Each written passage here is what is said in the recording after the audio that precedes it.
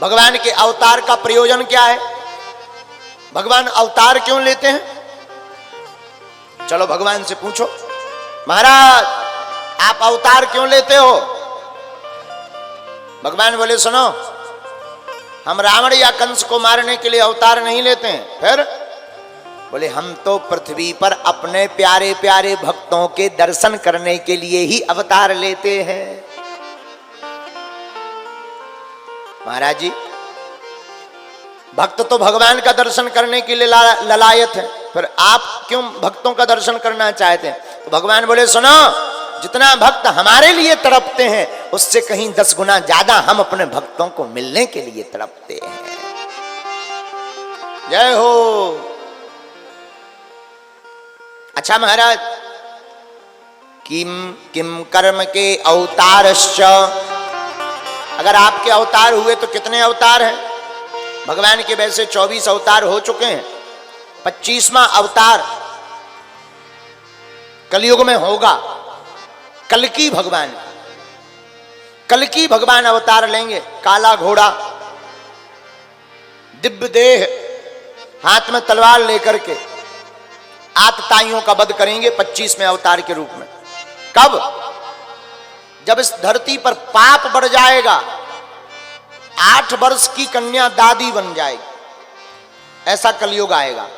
8 वर्ष की कन्या दादी बनेगी, न धर्म होगा, न पूजा होगी, न कोई पाठ करेगा, न मंदिरों में लोग जाएंगे, और नाते और संबंध तो कुछ बचेंगे ही नहीं। अभी भी कई बार पेपरों में, अखबारों में ऐसा सुनने को, पढ़ने को मिल जाता है।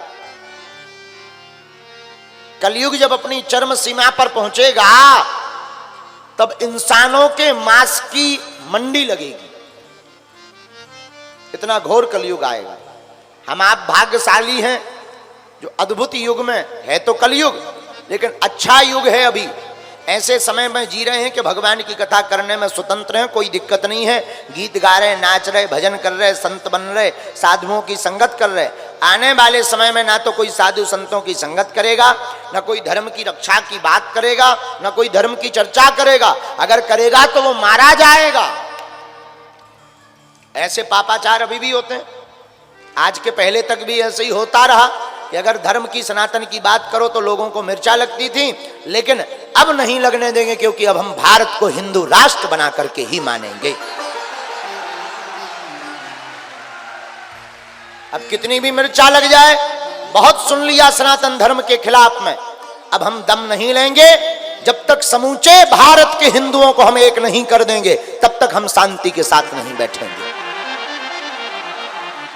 ये हमारा प्रण है।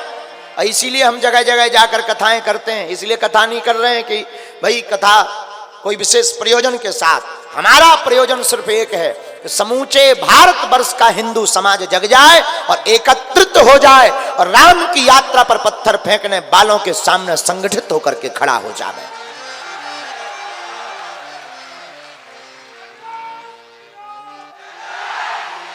इसलिए अब तक जो हिंदुओं के ऊपर अत्याचार हुआ, संतों के ऊपर अत्याचार हुआ, अब चल गया, अब नहीं चलेगा। अब तो कायदे में रहोगे तो फायदे में रहोगे।